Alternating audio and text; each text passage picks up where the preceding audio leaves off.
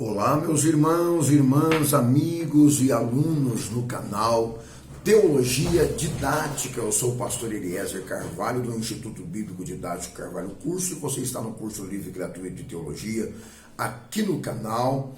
É um órgão oficial do Instituto Bíblico Didático Carvalho Curso, que está oferecendo cursos gratuitos, inteiramente gratuitos, aqui no canal Teologia Didática. Se você é novo por aqui, dê um like, se inscreva no canal, chame o máximo possível de amigos seus para também se inscreverem no canal. Você se inscrevendo no canal, você estará concorrendo a um sorteio de um curso inteiramente gratuito, curso de capelania hospitalar e prisional com certificado e com credencial vitalícia.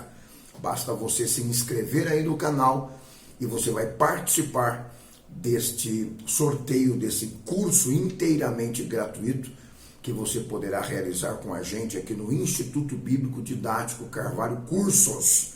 Tá bem? Nós estamos tratando sobre o segundo nível de teologia aqui no canal e falando sobre a Epístola de Pedro, a graça divina. O apóstolo Pedro escreveu com a suficiência da graça divina para animar os fiéis que estavam no seu tempo sofrendo, para ficarem firmes durante o sofrimento e levá-los à santidade por meio do sofrimento.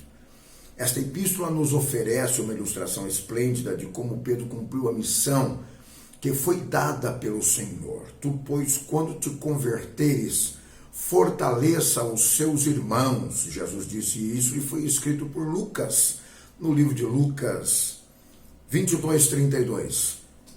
Purificado e confirmado por meio do sofrimento e amadurecido pela experiência, Pedro podia pronunciar palavras de encorajamento a grupos de cristãos que estavam passando por duras provas.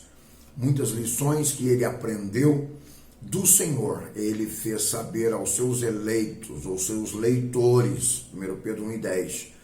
O versículo 12 do último capítulo sugerirá o tema da epístola, que é a graça de Deus. Aqueles a quem ele se dirigia estavam passando por tempos de provas. Pedro os anima, demonstrando-lhes que tudo quanto era necessário para se ter força, coragem, caráter, havia sido provido em Deus, por meio de Deus. Ele é o Deus de toda graça, conforme ele escreveu em 5:10 de 1 Pedro. Cuja mensagem ao seu povo é: a minha graça é suficiente. O tema da primeira epístola de Pedro pode ser resumido da seguinte maneira: a suficiência da graça divina e a sua aplicação prática com relação à vida cristã e para suportar a prova e o sofrimento. A santidade, 1 Pedro 1:13-21. Com mente alerta e sóbria, os crentes fiéis devem separar-se dos seus antigos hábitos de vida, viver uma vida de santidade à espera da vinda do Senhor.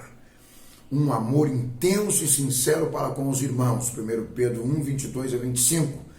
Este amor seguir-se-á como resultado natural da purificação da alma pelo Espírito Santo e do novo nascimento. Um desenvolvimento espiritual, 1 Pedro 2:1 e 2.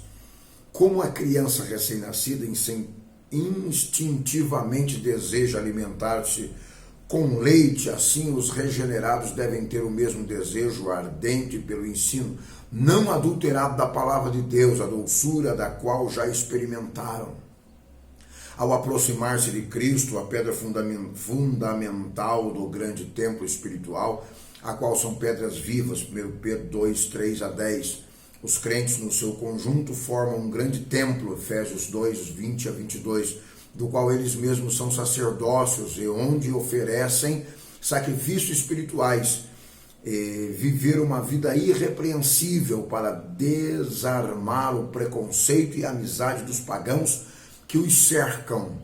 Submissão de todos os cristãos ao governo, 1 Pedro 2:13-17.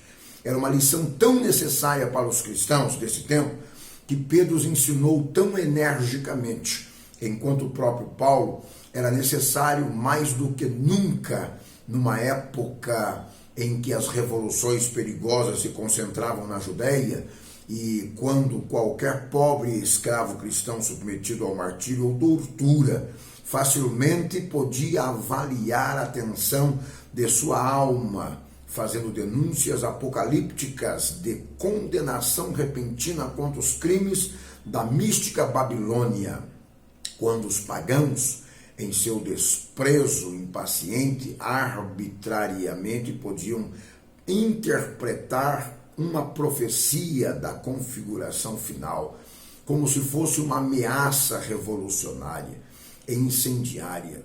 E quando em Roma os cristãos já estavam sofrendo por esta razão as agonias da perseguição de Nero, a submissão dos servos do Senhor e seus senhores, dos servos aos seus senhores, 1 Pedro 2, 18 a 25. Os servos devem ser obedientes até aos seus senhores injustos e duros. Depois de terem sofrido em silêncio a injustiça, estarão glorificando a Deus e serão verdadeiros seguidores de Cristo, que não se defendeu, mas entregou a sua causa a Deus, o justo juiz. A questão de sofrer injustamente, o crente e fiel tem exemplo de Cristo, que como único sem pecado sofreu pelos injustos, mas os seus sofrimentos foram seguidos de triunfos e glorificação, porque está agora sentado à destra de Deus. Da mesma maneira, os sofrimentos dos cristãos serão seguidos pela glória. Submissão das mulheres aos esposos, 1 Pedro 3, 1 a 7. As mulheres cristãs facilmente podiam considerar os seus esposos pagãos, como estes não aceitaram a palavra escrita das Escrituras, nem creem nos testemunhos falados, podem ser ganhos pelo testemunho silencioso e eficaz de uma vida santa. Ao proceder assim, as mulheres santas da antiguidade também ganharam os seus esposos. O amor fraternal, ao suportar o mal com paciência, se estão fazendo boas obras, não tem nada que temer. Assim, se sofrem inocentemente, devem recordar que se promete uma bênção àqueles que sofrerão por causa da justiça, a santidade interna do coração e prontidão interior na defesa de sua fé, no espírito da brandura, juntamente com a boa consciência, finalmente introduzirão os pagãos a envergonhar-se de suas falsas acusações. Como Cristo morreu para a vida terrestre e se levantou de novo para uma vida celeste, assim os cristãos devem considerar-se mortos à vida anterior de pecados e vivos para uma vida nova e de santidade. 1 Pedro 4, 1 a 3. Os pagãos admiravam-se de sua maneira de viver e falam mal deles, mas finalmente o bem deles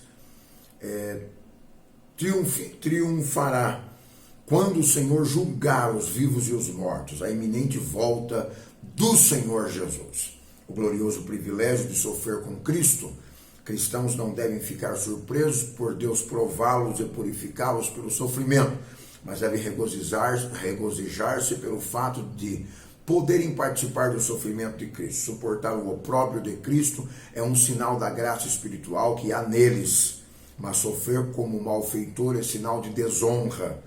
Os cristãos devem esperar o sofrimento, porque o juízo deve começar pela casa de Deus.